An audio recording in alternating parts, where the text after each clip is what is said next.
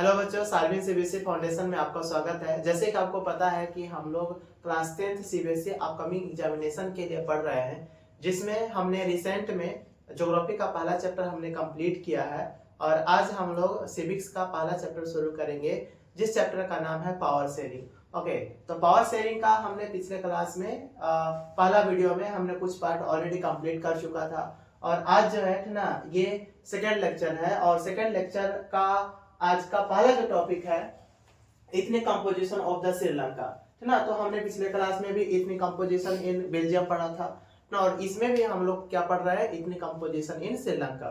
तो सबसे पहले हम समझते हैं, है ना, कि इथनिक कंपोजिशन क्या होता है। और पिछले क्लास में आपको मैंने बताया था कि इथनिक कंपोजिशन क्या होता है। अगर मैं इसको इथनिक कंपोजिशन की बात करूं तो इसका हिंदी होता है ना, जातीयता जटिलता। क्या होती है? जातीयता जटिलता। और इस जातीयता जटिलता में हम लोग जानेंगे कि कैसे जो है श्रीलंका में, है ना, बहुत सारे डाइवर्स पाए जाते हैं जनसंख्या के मामले में, है ना। जैसे कि यहाँ की मैं पॉपुलेशन की मैं बात करूं तो यहाँ पे है ना काफी ज्यादा डाइवर्स पॉपुलेशन पाई जाती है, जिनकी जो है संख्या लगभग 2 करोड़ की है। कितनी है? जिनकी संख्या लगभग 2 करोड़ की है। ठीक है, लेकिन अगर मैं इसका लोकेशन की मैं बात करूं, किसकी, है ना, तो इतनी श्रीलंका की, है ना, अगर मैं इसकी लोकेशन की मैं बात करूं, है ना, तो इसका लोकेशन जो है ना few kilometre of southern coast of Tamil Nadu, मतलब जहां पे जो है तमिलनाडु है, उस तमिलनाडु से कुछ ही किलोमीटर दूर जो है ना श्रीलंका है ना। और इस श्रीलंका, है ना, का आप जो ये जो फोटो देख रहे हैं, पिक्चर देख रहे हैं, ये मैप किसकी है ना, श्रीलंका की है। और इस श्रीलंका में ये जो है ना शैडो जो लाइन दिख रहा है और इस शैडो लाइन में कौन है ना, श्रीलंकन तमिल है। और ये जो है जो पाइस देख रहे हो, ये है इंडियन तमिल है। और ये जो डॉट डॉट देख रहे हो, ये मुसलमान है, मुस्लिम कम्युनिटी रहती है यहाँ पे।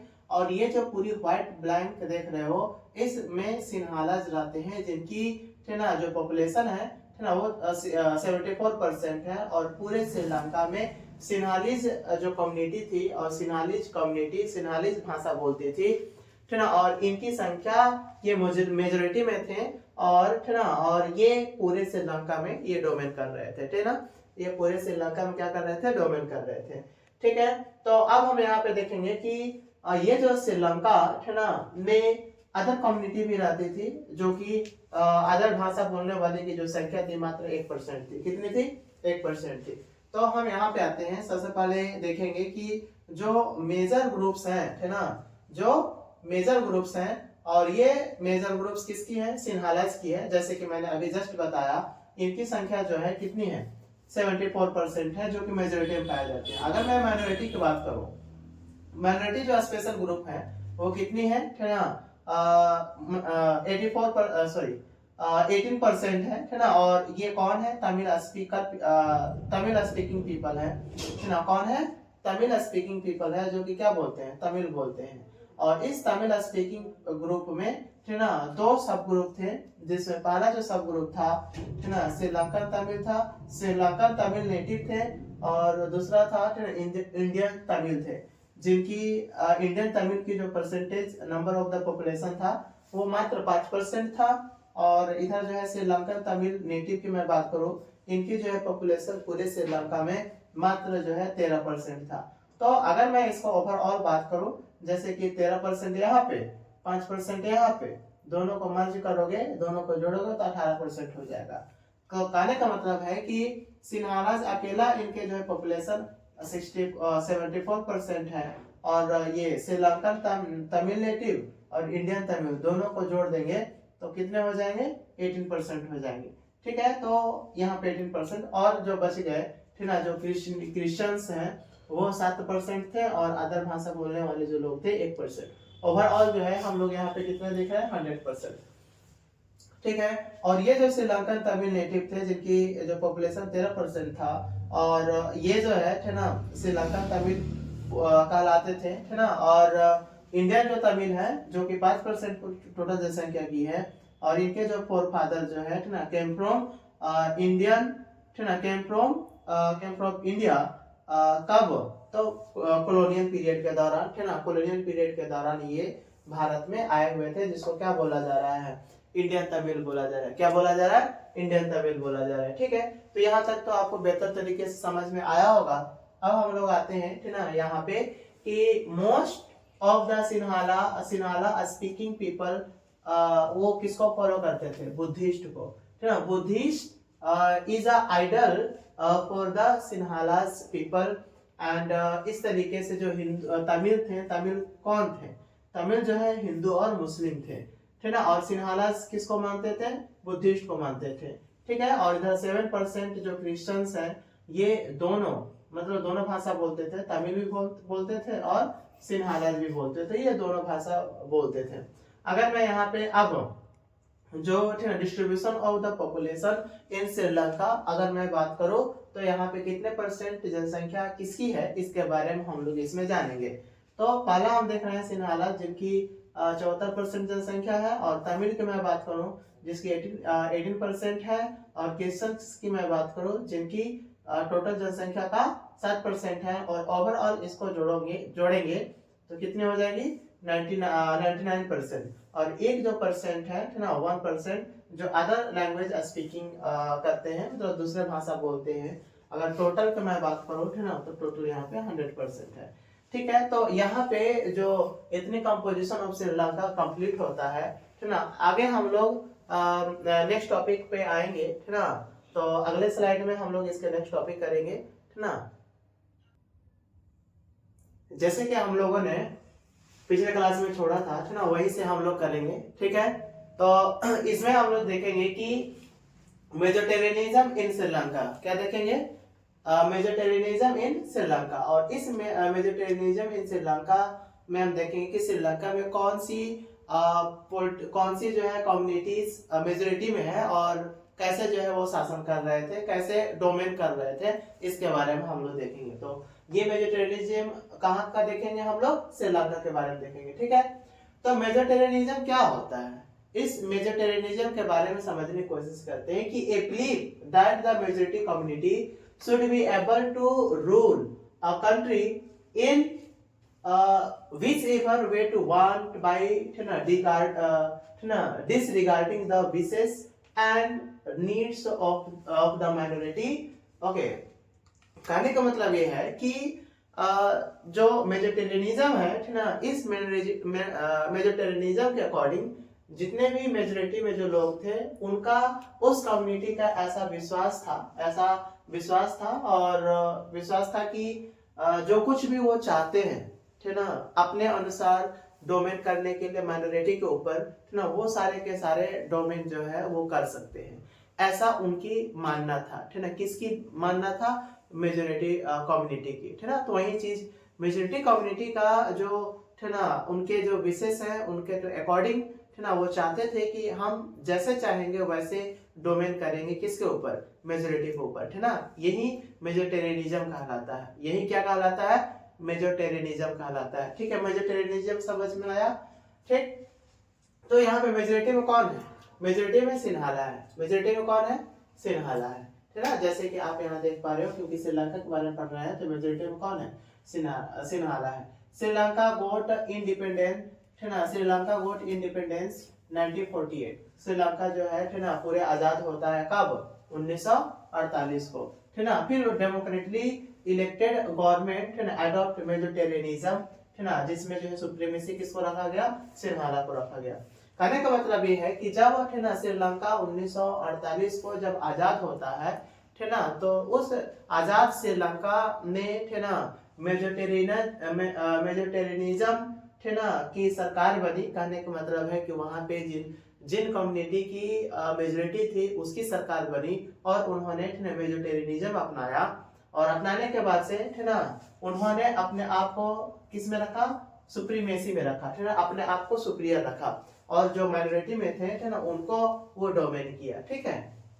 इन्होंने जैसे ही मेजोटेरियनिज्म, सिन्हाला का मेजोटेरियनिज्म सरकार बना, तो उन्होंने, वह सरकार ने, गवर्नमेंट ने एक्ट पास किया, ठीक ना, जो कि 1956 की है, ठीक ना। वो गवर्नमेंट एक्ट पास किया जो कि कब की है? 1956 की है। और इस दौरान उन्होंने, ठीक ना, सिन्हाला जो भाषा था, ठीक ना, इनको ऑफिशियल लैंग्वेज घोषित करती है, ठीक है ना, मतलब कि जो मेजोरिटेरिज्म जो सरकार था, जो मेजोरिटी के द्वारा बनाया गया था श्रीलंका में, और ये सरकार जो है ना डेमोक्रेटिकली इलेक्टेड गवर्नमेंट बना, है ना, जिसमें है ना इन्होंने 1956 को गवर्नमेंट ने एक नया एक्ट पास किया, जिस एक्ट में उन्होंने ऑफिशियल लैंग्वेज किसको चुना, है ना, सिन्हाला को चुना, है ना, किसको चुना, सिन्हाला को चुना।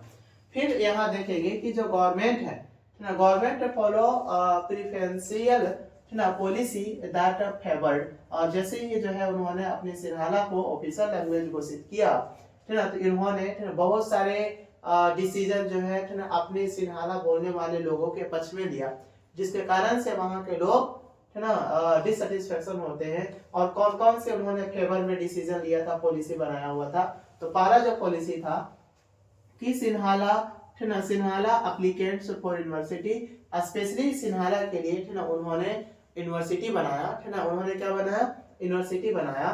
फिर इधर देखेंगे कि जो गवर्नमेंट जॉब एंड अपॉर्चुनिटी, विशेषकर जो सिन्हाला कम्युनिटी के जितने भी यूथ थे और उनके जो है कम्युनिटी थे, उनको जो है उन्होंने जॉब अपॉर्चुनिटी है ना प्लस गवर्नमेंट जॉब उन्होंने काफी ज्यादा प्रोवाइड किया। साथ ही साथ उन्होंने है ना कौन से रिलीजन को प्रमोट कर रहे थे, बुद्धिज्म को जो है ये काफी ज्यादा इन्होंने प्रमोट किया।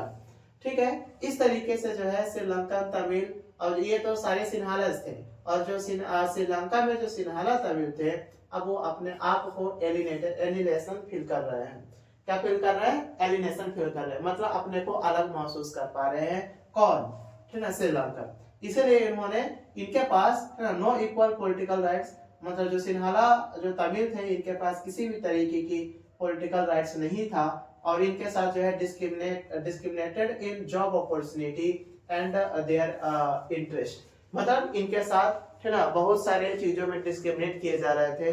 जैसे कि मैं बात करूं कि इनके जॉब अपॉर्चुनिटी में भी डिस्क्रिमिनेट किए जा रहे थे, और इनके इंटरेस्ट को भी धीरे धीरे खत्म किए जा रहे थे, है ना। तो इसका आउटकम क्या आया, ऐसा करने से पूरे श्रीलंका में क्या आउटकम आया, ऐसे करने से श्रीलंका में यह आउटकम आया कि always time between this communities state over, हमेशा जो है इनके बीच दो अलग अलग कम्युनिटी, क्यों, कौन कौन से कम्युनिटी, तो श्रीलंकन तमिल और सिन्हालास के बीच हमेशा तनाव बने हुए रहते थे, और यही तनाव होने के कारण से यहाँ पे इनके बीच सिविल वार शुरू होती है ना। आगे देखेंगे सिविल वार कब शुरू होती है।